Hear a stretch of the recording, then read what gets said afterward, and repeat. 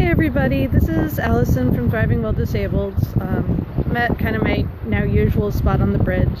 I just wanted to talk to you a little today about ableism and a bit of what it is and why it's problematic. Ableism, just like the other isms, racism and sexism and things like that, are the presumption that because of your identity, you're less human, less capable of participating in the world, things like that. And ableism as a issue is relatively new in the civil rights movement.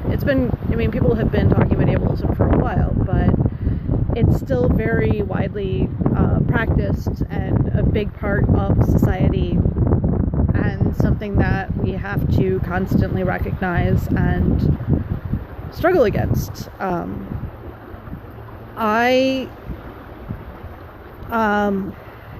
was the victim of ableism. People are all the time in different ways, but by a specific person I know. And he thought it was appropriate to assume that my movement symptoms were an intentional behavior and statement, apparently attacking him. I don't fully understand why he went there. But at one occasion, I got symptomatic in response to an emotional trigger, and he demanded that I calm down. And in another incident, he called my name to get my attention, and because I was in a very emotional space, my bodily reaction, my symptoms in response were to lose control of my legs and collapse onto the floor for a moment. I got control back and such, but he triggered that reaction, and his response was to act as if I was intentionally making a scene, and that was hurtful, and in that sense I was victimized.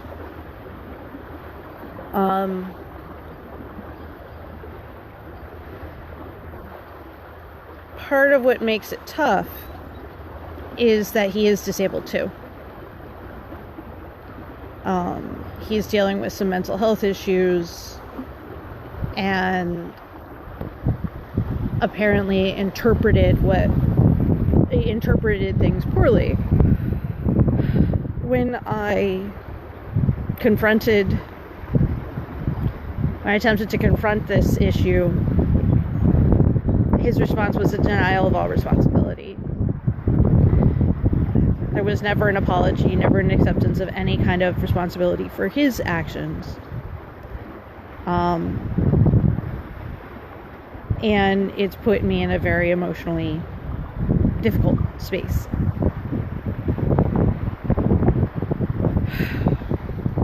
The fact that the people I filed this complaint with determined that there was no need for action has felt like another betrayal.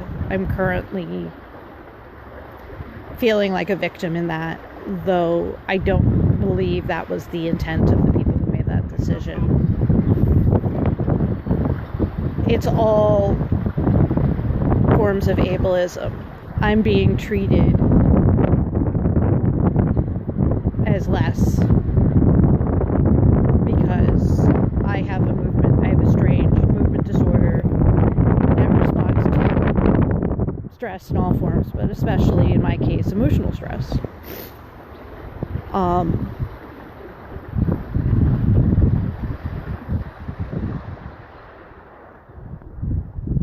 am responsible for my actions, but all I can do with my symptoms is manage them.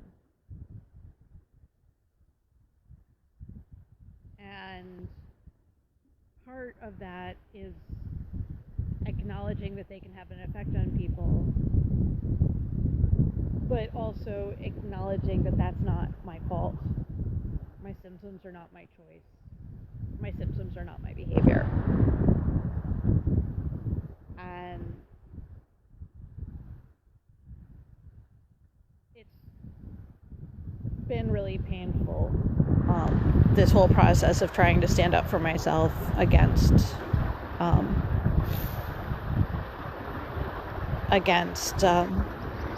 ableism and against my fear of this person mistreating others.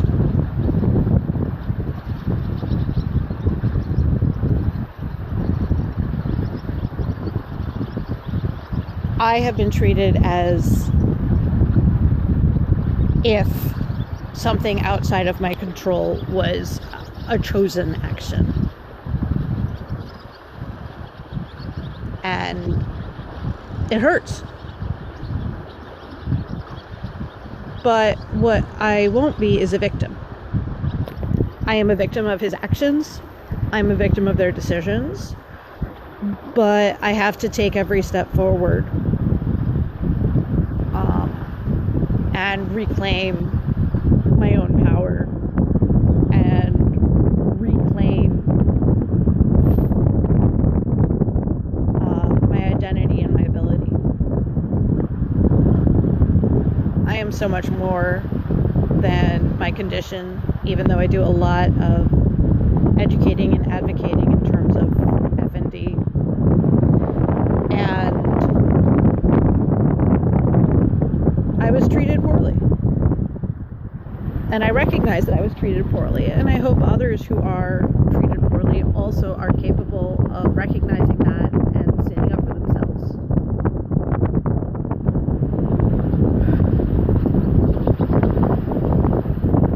All I can do right now is protect myself, speak my truth, and recover. Aspects of this are going to be the topic of my posts that will come out tomorrow. And I think I've got 1 or 2 additional posts coming out on that topic as well. This first one is going to focus on what happened and my experience of ableism. I think. I'm almost done with it. I wrote it, but I'm editing. And I believe there's going to be another post on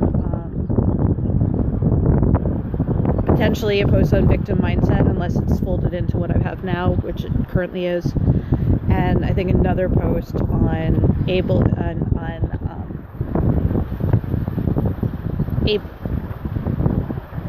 internalized ableism. So holding these negative beliefs about yourself. I'm just not sure what's going to combine here. But I want to reach out to everybody who's had to deal with ableism in any form and say, you're not alone. Not only does your disability not define you, but other people's interpretations or beliefs also don't define you. You are a better and stronger person than that, and you deserve to be treated better.